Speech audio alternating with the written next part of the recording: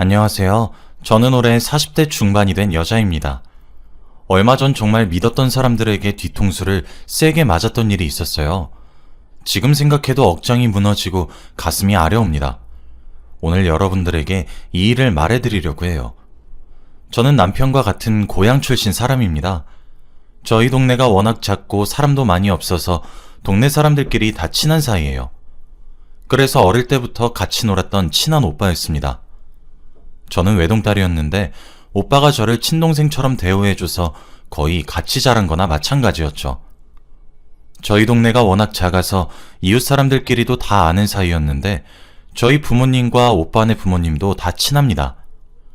저희 부모님이 늦게 퇴근을 하시는 날이면 오빠네 집에 가서 저녁밥을 먹기도 했고 등하교도 같이 하고 말이죠. 친구들은 저한테 이렇게 듬직한 오빠가 있어서 좋겠다고 했고 그리고 오빠가 잘생긴 편이라 친구들한테 부러움도 많이 샀죠. 이렇게 다정하고 배려심 넘치는 오빠를 누가 안 좋아하겠나요? 저도 솔직히 오빠를 조금 좋아했습니다. 아기 때부터 친하게 지내던 오빠였는데 중학생, 고등학생이 되니까 남자로 보이더라고요. 그런데 제가 오빠한테 제 마음을 고백해버리면 다시는 친동생, 친오빠 같은 관계가 되지 못할 것 같아 티를 전혀 내지 않았죠. 제가 많이 덜렁대는 성격이고 오빠가 꼼꼼하고 섬세한 성격이에요. 그래서 제가 빠뜨리거나 잃어버리는 물건이 있으면 항상 오빠가 어디선가 찾아와 주었습니다. 나이가 들어갈수록 오빠한테 의지하는 면이 많아졌고 오빠가 여자친구가 생기면 저를 버릴까봐 많이 무서웠어요. 그런데 다행스럽게도 오빠는 성인이 될 때까지 연애 한번 하지 않았는데 그게 저는 내심 기뻤습니다. 부모님들도 저희 보고 결혼하면 사돈이 되는 거냐며 호들갑을 떨곤 하셨는데 그럴 때마다 저는 얼굴이 빨개졌고 오빠는 아니라고 부정했죠. 조금 서운하긴 했지만 그래도 어쩔 수 없었습니다. 아무튼 그런 학창시절이 끝나고 저희들 다 대학교에 들어갔어요. 오빠는 대학교 진학을 포기하고 일을 배우면서 사업 준비를 하고 있었죠. 저는 대학교를 다니다 보니까 더 넓은 도시로 가게 되었고 오빠는 고향에서 계속 살았습니다. 매일 붙어있던 오빠와 멀어지니까 왠지 모르게 싱숭생숭하더라고요. 한 번도 오빠 없이 살아본 적이 없는데 이렇게 저 혼자 외딴 곳에 남겨지니까 무서웠습니다. 대학교 생활을 하면 할수록 오빠가 더 생각이 나고 너무 보고 싶었죠. 학교 생활을 하면서도 오빠와 연락은 자주 했어요. 제가 매일같이 너무 힘들다, 집 가고 싶다 라고 말하면서 찡찡대면 오빠가 늘 저에게 충고와 위로를 해주었어요. 오빠가 없었다면 아마 전 못 버텼을 겁니다. 그런데 어느 날 새벽에 오빠가 갑자기 전화를 하더라고요. 저는 기숙사에 있었고 오빠는 고향에 있었죠. 그런데 전화를 받으니 나 지금 너희 학교 기숙사 앞인데 잠깐 나와 라고 하는 겁니다. 저희 집이 많이 시골이어서 여기까지 오는데 분명 몇 시간은 걸렸을 텐데 너무 놀란 마음에 뛰쳐나갔어요. 그런데 정말로 오빠가 있었습니다. 몇 개월 만에 오빠를 보니까 눈에서 눈물이 차올랐고 저도 모르게 오빠에게 달려가서 안겼어요. 그리고 펑펑 울었습니다. 여기는 전부 다 제가 모르는 사람들밖에 없었고 낯선 환경에 적응도 안 됐는데 거기서 유일하게 아는 사람인 오빠를 보니까 마음이 갑자기 놓이면서 눈물이 나는 거 있죠? 저도 모르게 펑펑 울고 말았습니다. 그런데 오빠가 그날 저에게 고백을 했어요. 사귀자고 말이죠. 그렇게 저와 오빠가 만난 이야기입니다. 몇십 년 동안 같이 살았던 사이였는데 서로가 곁에 없으니까 드디어 소중함을 알았던 것 같아요. 저희는 그날부터 연애를 시작했고 제 첫 남자친구가 오빠여서 너무 행복했습니다. 부모님들도 다행히 저희의 연애를 너무 좋아해 주셨죠. 저는 오빠와 연애를 몇 년 동안이나 했는데 그동안 오빠는 사업도 잘 되고 저도 취직을 했어요. 그리고 자연스럽게 결혼 이야기가 오고 갔습니다. 사실 저희 둘 다 첫 연애인데 이렇게 결혼까지 하게 되니까 너무 로맨틱하더라고요. 부모님들도 무슨 동화에서 나오는 이야기 같다고 했습니다. 저희는 결혼 준비를 하기 시작했고 웨딩 플래너를 찾아다녔어요. 그런데 오빠가 아는 사람이 있다고 하는 겁니다. 어머니가 소개시켜 주셨는데 아는 사람이라 더 저렴하게 할 수 있다고 하면서 말이죠.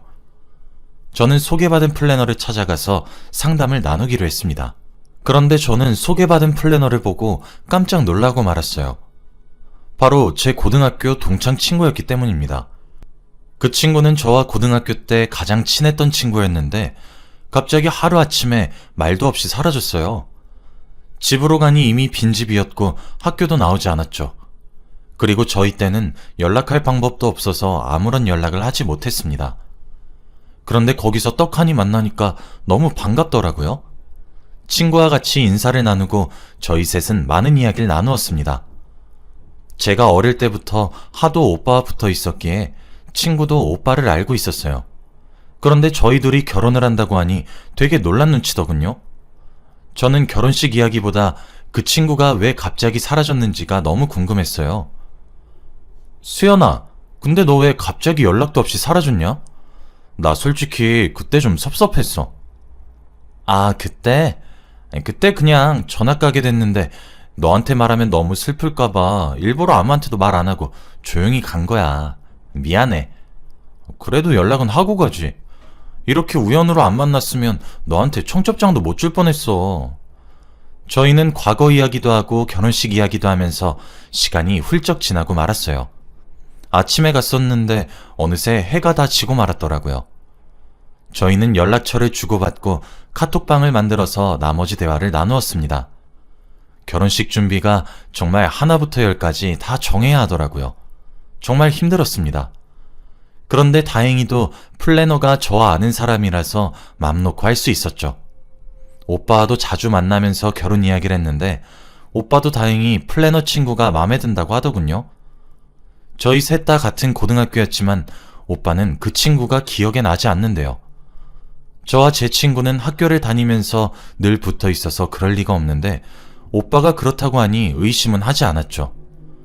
그래도 지금이라도 셋이서 친해질 수 있어서 다행입니다. 결혼 준비를 한 지 그렇게 한 달이 넘어갔어요. 한 달이 지났지만 정한 게 별로 없었습니다. 아직 준비해야 할 게 산더미처럼 남아 있었죠. 그런데 우연히 오빠의 휴대폰을 본 날이 있었어요. 알람이 와서 자연스럽게 휴대폰을 보는데 플래너 친구한테 왔더군요. 그런데 3명이서 있는 단톡방에 보낸 것이 아니었습니다. 바로 둘이서 개인적으로 연락을 하고 있더라고요. 그런데 오빠와 친구의 대화 내용은 정말 가관이었어요. 단순히 플래너와 예비 신랑의 공적인 대화가 아니었거든요. 둘이서 아주 깨가 쏟아지는 대화를 주고받았습니다. 주말인데 뭐하냐, 좋은 아침 보내라, 나는 지금 뭐하고 있는 중이다 등등 둘이서 아주 하하호호 거리면서 이야기를 하더군요. 대화의 시작을 보니까 친구가 먼저 연락을 했더라고요. 초반에는 오빠가 조금 튕기는 것 같았는데 시간이 지날수록 오빠는 제 친구와 이야기하는 게 재밌었는지 같이 웃고 떠들었습니다. 그리고 무엇보다도 저한테 잔다고 한 시간에 그 친구와 전화를 했더군요. 정말 놀랐어요. 오빠는 시간이 지날수록 더 적극적으로 플래너 친구에게 말을 걸었습니다. 이렇게 아름다우신 분이 왜 남자친구가 없냐고 말하면 친구는 소개 좀 시켜달라, 외롭다 이러면서 꼬리를 치더군요. 그리고 무엇보다 더 대박인 건 바로 오빠와 플래너 친구가 주고받은 사진이었습니다. 자신들의 셀카를 보내는 것은 물론이었고 플래너 친구는 자신이 오늘 뭘 입고 나갈 건지 거울로 셀카를 찍어서 보냈죠. 그러면서 오빠는 치마가 짧은데요? 라고 하면서 둘이서 아주 꽁냥꽁냥 거렸습니다. 저는 손이 덜덜 떨렸어요. 오빠가 다른 여자와 하호호호 거리는 걸 단 한 번도 본 적이 없었는데 그들의 대화 장면을 보니까 너무 놀랐죠. 그리고 무엇보다 어떻게 저와 가장 친했던 친구가 이럴 수 있나요? 무엇보다도 결혼 준비를 하고 있는데 이러면 안 되잖아요. 아직 결혼도 하지도 않았는데 오빠의 바람이라뇨. 정말 충격적이었습니다. 솔직히 며칠 동안은 고민했어요. 오빠한테 말을 할지 말지요. 그런데 그때의 저는 너무 바보 같았고 오빠가 없다면 이 세상을 살아갈 용기가 없었습니다. 성격이 너무 소심해서 제가 오빠한테 이렇게 내 친구와 연락하는 거 싫다고 말을 하면 오빠가 저를 떠날 것 같았거든요. 그래서 며칠을 마음고생했습니다. 그런데 스트레스 때문인지 머리카락이 수도 없이 빠지고 점점 말라갔어요. 제가 이렇게 고민하고 있는 와중에도 그들은 웃으면서 대화할 생각을 하니까 화가 나는 거 있죠. 그래서 수많은 고민 끝에 오빠에게 솔직하게 말했습니다. 친구와 선 넘는 대화하는 거 속상하다고 말이죠. 그런데 오빠의 반응은 의외였어요. 오히려 저한테 미안하다며 일부러 제 친구라서 좋게 보이고 싶어서 그렇게 말한 거래요. 아무 사이 아니라고 하더군요. 그리고 평생 오빠한테는 여자는 저밖에 없다고 했습니다. 그때 저는 또 바보같이 그런 사탕 발린 말에 흔들렸고 오빠를 용서해 주기로 했어요. 그리고 정말로 오빠는 친구와 연락을 끊었습니다. 오빠도 저 말고 다른 여자와 연락을 해본 적이 없어서 원래 이렇게 해야 예의인 줄 알았대요. 그래서 그렇게 했는데 제가 속상해할 줄 몰랐답니다. 저도 오빠의 말을 들으니까 이해가 되었어요. 그리고 다시 결혼 준비를 제대로 하기 시작했습니다. 다행히도 친구와 어색해지진 않았고 결혼에 조금 더 집중할 수 있었죠. 그런데 결혼 준비가 거의 다 끝나갈 때쯤 놀라운 소식을 듣게 되었습니다. 바로 제가 임신을 하게 되었거든요. 그래서 결혼 준비를 더 급하게 하게 되었답니다. 저희 결혼은 작고 소박하게 진행했기 때문에 비용도 많이 들지 않았고 만족했어요. 다들 제 임신을 축하해 주어서 행복한 결혼식을 올릴 수 있었습니다. 그리고 무엇보다 결혼식이 끝나자마자 플래너 친구와의 연락은 끊겼어요. 사실 저는 저희 남편과 그런 대화를 오고 가는 것을 보았을 때 조금 실망도 했고 더 이상은 웃으면서 그 친구를 맞이할 수는 없겠더라고요. 그래서 저도 딱히 붙잡지 않았습니다. 결혼식을 올리고 저희는 신혼집에 들어가서 드디어 결혼 생활을 본격적으로 시작했어요. 그런데 다 좋았는데 딱 하나 걸리는 게 있었어요. 바로 저의 의심입니다. 남편이 과거에 다른 여자와 연락을 했던 게 저한테는 굉장한 충격으로 다가왔는지 저도 모르게 남편을 의심하고 있더군요. 매일 어디서 뭘 하는지 궁금했고 남편의 카톡을 밤마다 확인을 하고자야 마음이 놓였죠. 남편도 다행히 저에게 사진도 찍어서 보내주고 카톡도 당당하게 보여줬습니다. 그런 환경 속에서 저는 아이를 낳았고 나름 화목해 보이는 가족을 꾸렸죠. 저희는 아들을 낳았는데 시부모님이 더 좋아했습니다.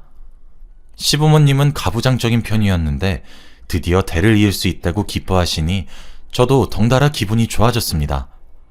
아이를 낳고 기르다 보니 너무 정신이 없고 아이를 돌보는 데에만 집중하게 되어서 남편의 휴대폰을 확인하거나 남편의 의심을 하는 건 사라진 지 오래였죠.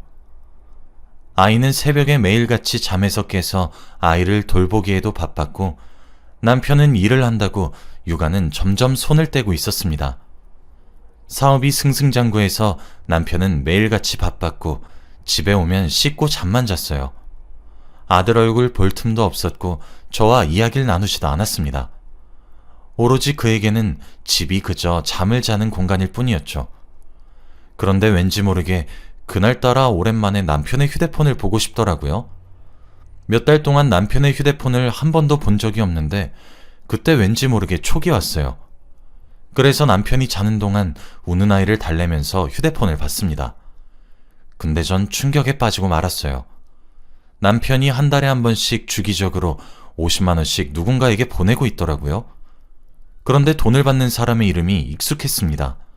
바로 웨딩 플래너 친구였거든요. 저는 그걸 보고 손이 벌벌 떨렸고 머리가 새하얘졌어요. 결혼과 동시에 연락이 끊긴 줄 알았는데 왜 남편이 50만 원씩 보내고 있는 걸까요?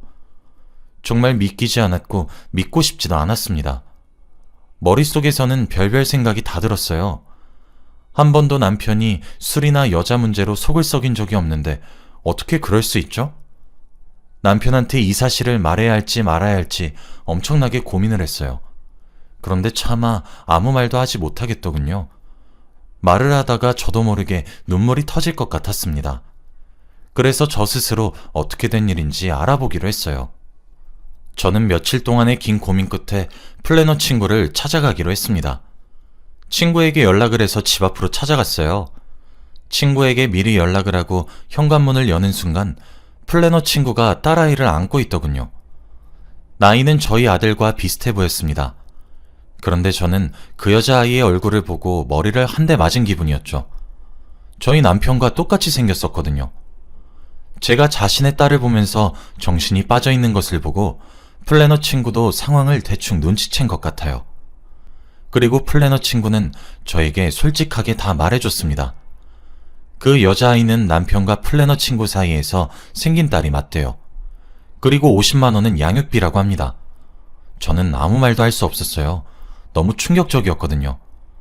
둘이서 저 몰래 연락을 하고 만난 것으로 모자라 아이까지 만들었다뇨. 제가 다리에 힘이 풀려서 주저앉으니 친구는 저에게 더 충격적인 말을 했습니다.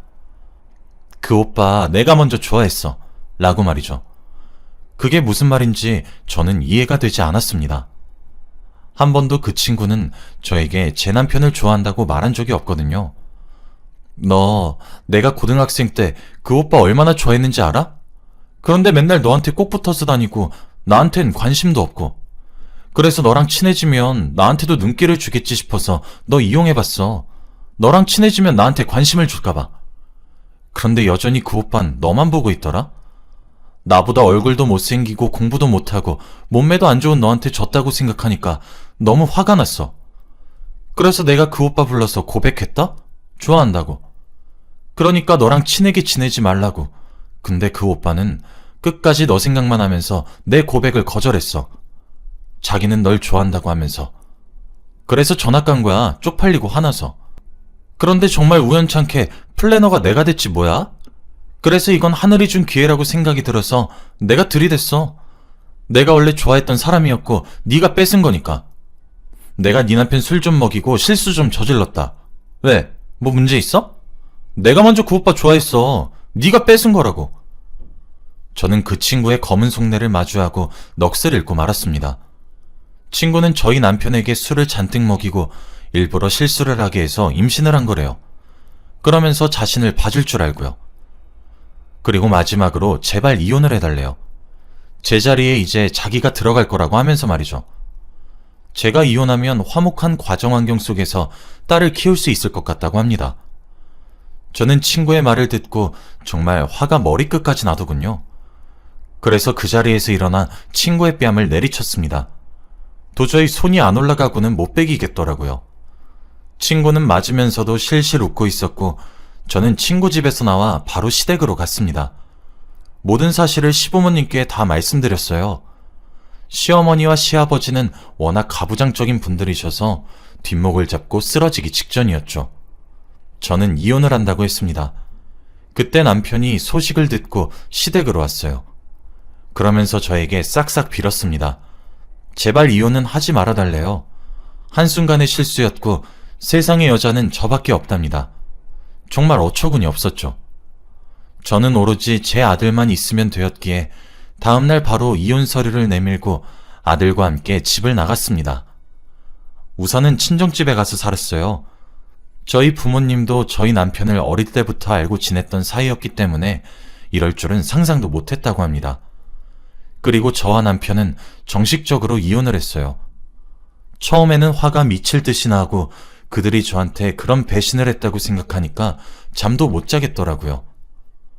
밤마다 악몽도 꾸었고 무엇보다 아들한테 너무 미안했습니다. 그런데 몇 주 이야기를 들어보니 조금 통쾌하긴 하더군요. 친구를 며느리로 받아주지 않는다고 해요. 딸을 낳아서 안 되고 본처가 아니라서 절대 안 받아준다고 합니다. 그래서 아직까지 혼자서 딸을 키우며 살고 있다고 하더군요. 남편의 호적에도 올리지 못하고 말이죠.